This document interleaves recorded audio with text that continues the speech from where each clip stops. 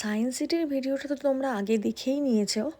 তো এবারে চলো তোমাদেরকে দেখাই যে আমরা ইন্টারন্যাশনাল ট্রেড ফেয়ারে গিয়েছিলাম ওখান থেকে।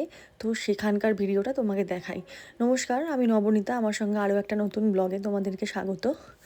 তো সেদিনকে সায়েন্স সিটিতে ঘোরার পরে ওখানে সামনেই হচ্ছিল ইন্টারন্যাশনাল ট্রেড ফেয়ার। তো ওখানে আমরা 70 টাকা করে টিকিট ছিল ওখানে, তো টিকিট কেটে আমরা ওখানে ঢুকে পড়লাম। তো এত সুন্দর ভেতরের ডেকোরেশন ছিল, আর প্রত্যেকটা মেলাতে প্রত্যেকটা জায়গায় আলাদা আলাদা সেকশন ছিল। সেকশন বলতে মানে একটা জায়গায় পুরো সাজের জিনিস, একটা জায়গায় ঘর সাজানোর সমস্ত জিনিসপত্র, একটা জায়গায় সমস্ত রকমের জামা কাপড়ের জিনিসপত্র, একটা জায়গায় সমস্ত রকম বিভিন্ন রকম কসমেটিক্স, মানে এরকম টাইপ সেকশন ছিল।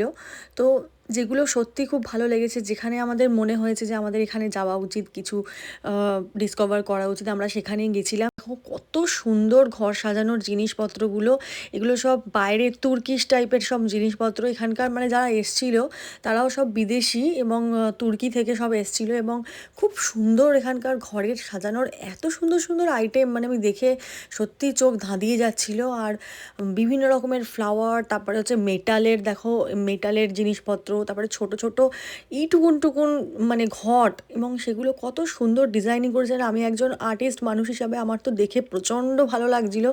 আমি এখন অন্না ছোট বলে এগুলো ডেকোরেশন করতে পারছি না, নাহলে আমিও প্রচুর ঘরের ডেকোরেশন অনেক কিছু করি।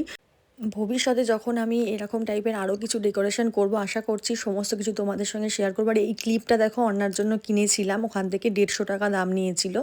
খুব সুন্দর, এগুলো বিদেশি ক্লিপ। তো তারপরে আমরা বাড়ি চলে এলাম। তো আরও দেখা হচ্ছে আর একটা নতুন ব্লগে তোমাদের সঙ্গে। ভালো